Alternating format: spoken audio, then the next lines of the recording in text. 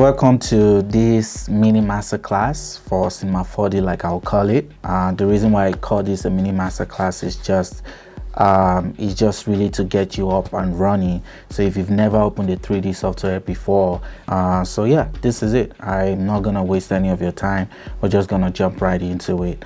So yeah, I have Cinema 4D right here opened, and now let's just start talking about, you see this interface. What do? How do you even get started? First time that I opened Cinema 4D, it was crazy intimidating, I'll be honest, especially being a 3D software. But yeah, that's the point. That's the reason why we're doing this. So yeah, so as you can see on top here to my right, these are the different workspaces that you can kind of go back and forth with. You can create your own, you can customize your own, so to speak. And all of these that you see right here is your interface, and this is your viewport, which is where whatever object that you're working on, this is where it's gonna be. And to the right here, below, these are your attributes. So whatever object that you're working on, this is where you'll sort of be manipulating its position, its scale, its rotation, stuff like that. And on top here, this is where you add all your objects, so whatever it is that you're working on. And to my right here, you see this panel. These are just some tools that would affect your object to make them work the way you want them to work. And to the top here, we have our material manager. We have our edit, render, we have our render queue, and we have our render, so depending on which one that you're going for at the time. And on top here, I'll just talk about this right here. These so there are three types of I guess modes when we're working on an object. So we have the point, we have the edge, and we have the face mode. So but all of that kind of works when we're talking about modeling, so I won't really dive into that right now. And here we have our model mode, which is you're not working on any of those other three modes. You're just directly working on the model. You're not doing anything that has to manipulate your model. Then right here, these are your menus. So your menus, this is where you have like your file, you have new projects, you open projects that you've worked on previously. So as you can see mine, these are some of the projects I've worked on previously. You can merge a project. So merging a project is you can take another project and merge it together with the one that you're currently working on. Close project, you can save your project. You can also save as, you can also do incremental saving. So if you want your project to be saved, let's say every 5 minutes, and that's what the incremental would be. So it would always save after five minutes each time. Then you have your export here. You can export different kinds of file types. But the most ones that are popular is the OBJ, FDB, which is sort of like fluid simulations type of stuff like that. We have 3ds. You have different types. I just don't want to waste time with that. You can quit. Then we'll have your edit. This is where you can edit your project, your project settings.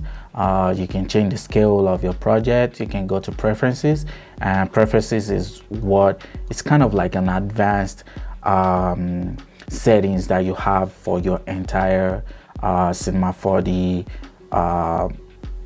version. So this is where you kind of change a lot of the settings that would affect how you want it to work.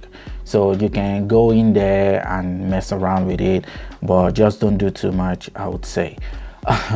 Then we have our create. This is where you can create primitives. So primitives are just some of the tools that you will use to kind of build out objects that you're trying to create.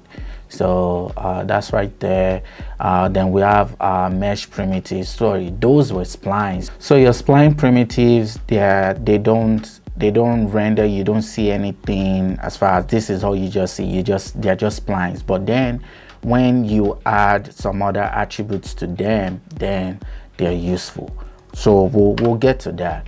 Well, anyways, let's continue. Then we'll have the mesh primitives. Those, when you drop them, you can actually see already they have volume already. So we'll get to that. So you have the deformers. So the deformers, they're so fun to play with. So when you add your primitives, then the deformers can now affect your primitives. So then you can start doing all kind of like cool stuff. And then your fields will also be the ones to affect your primitives, to depending on whatever that it is that you're working on, you're trying to achieve at the time. They just really help you to be more specific on the effect that you're trying to create, if that makes sense. Environment, or you already have an idea of what that can be. So it's like your sky, your floor, your environment, your background, foreground, types of stuff. And camera is pretty explanatory. You can add a camera to your scene. You can have a target camera, you can have a motion camera, like even a crane. It's fun.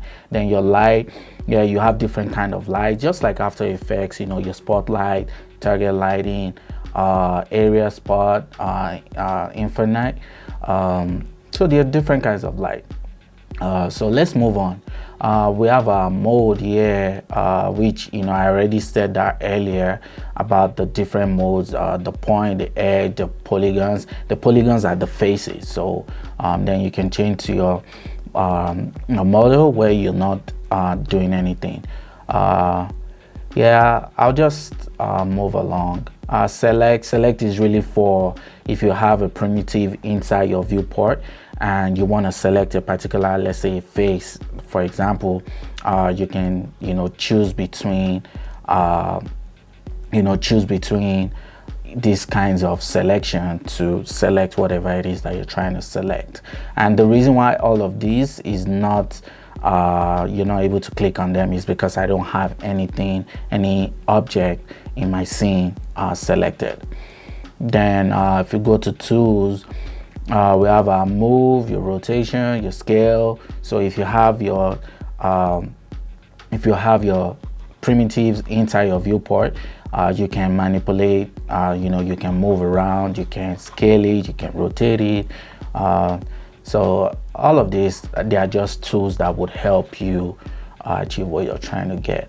And then we have a spline menu. The spline menu is also a way to sort of create a primitive, but a different kind of primitives, And what do we have here?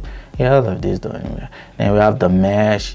All of these still applies to if I had something in my scene. Volume. This was introduced not too long ago. The volume builder. It just helps to be able to model faster, basically. We have a MoGraph, which is one of the most fun thing when it comes to 3D motion graphics. These would would affect your primitives to do some really fun stuff. We'll get there. And the effectors would affect the MoGraph tools here. And character, kind of explanatory. Character is just if you're doing like character animation or you're modeling or you're rigging for your character. Then animate is just kind of like your timeline. And simulate is when you want to get to a whole different type of animation. So this is where you're doing like a cloth simulation, or you're doing like a rope, or you're doing all kinds of anything that has to do like simulation, air, different stuff like that. And you also have your forces that affects your simulation, but we'll get to that eventually. Then we have tracker. Just so you know, Cinema 4D also does some visual effects. So if say you wanted to track a 3D object into your real life footage, your tracker is a 3D motion tracker, so you can track your scene and then you can add your, a 3D object into your scene. Pretty cool, right? And these are all stuff for the tracker. And we have our render, which is still here, the render queue, edit render, and the actual render itself. And you have like the interactive where you can open it up and you can see while you're working, and you can still see it rendered in real time basically. And extensions, and this is if you have any third-party plugin that you install, this is where it would come. And V-Ray, this is a third-party plugin that I installed, and that's why we have it here. It's a third-party renderer. Windows, this is also very essential because this is where you would have some of your browsers, material manager, all of these things. But we'll get there because all of these things won't make sense now until we actually start working on a project. Help, obviously you want to do check out functions or like some manuals basically. So that's that with the panel, with the top with the menu right there. So if I go to my left here, you can see some of these right here.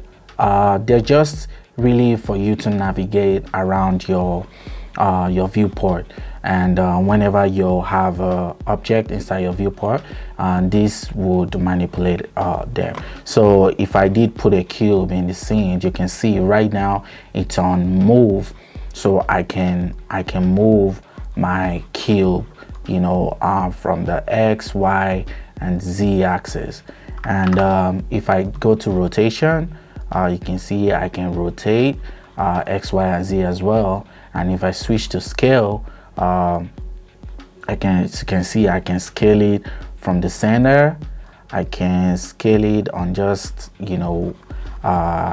Z axis here. I can scale it on X axis here, and I can scale it on Y axis. So just depends on what I want. And we have some other tools here that will just affect this, but all that doesn't really matter right now.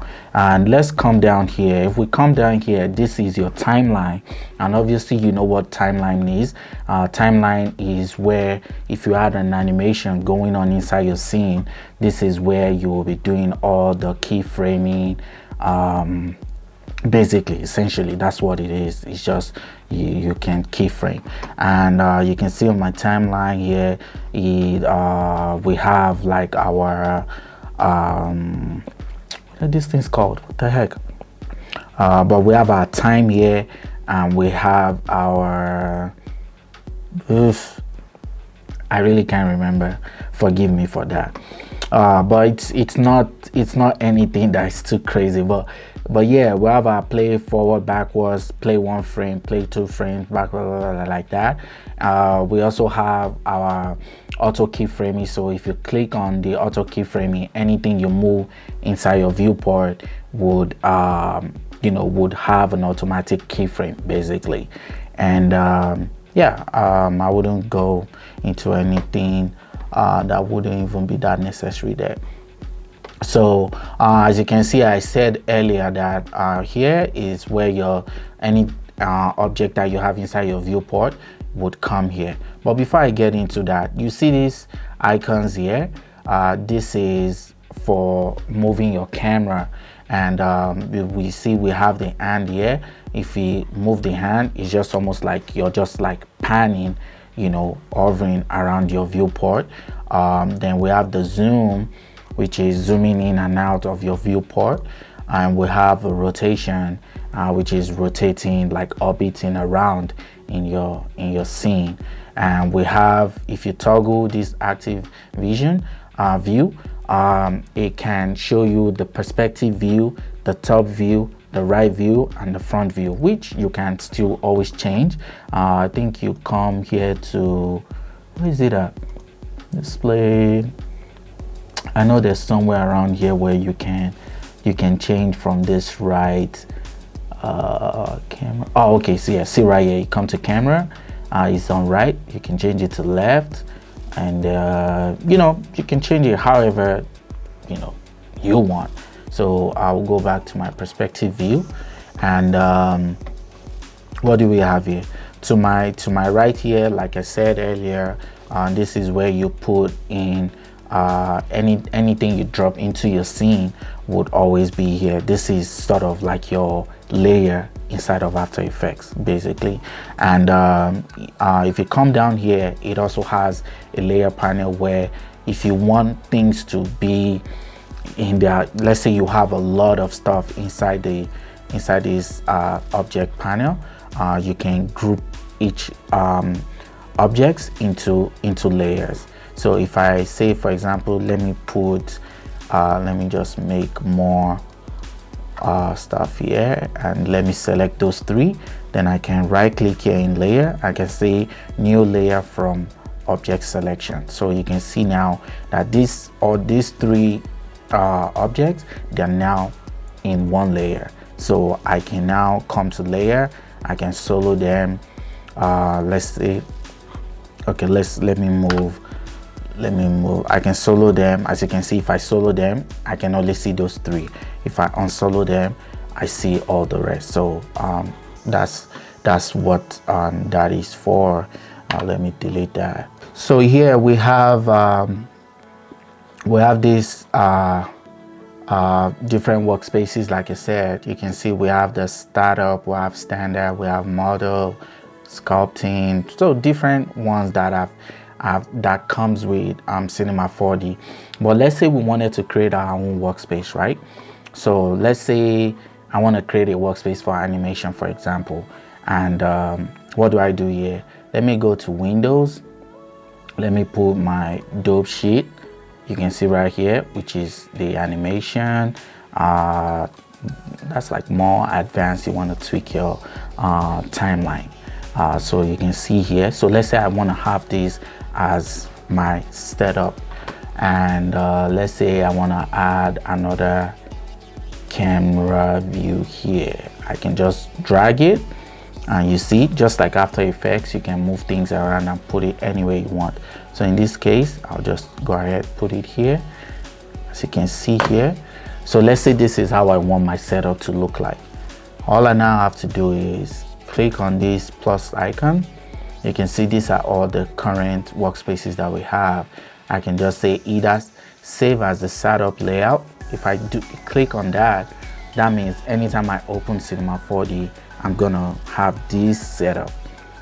But let's say I actually want to save it. So I click on save, and then I just type, you know, whatever it is that I want. So let's just say testing workspace. Let's say that. So I save it. So now you can see testing workspace is now a workspace that we can toggle between. So now if I go to startup, you see it comes back to how it was as far as startup.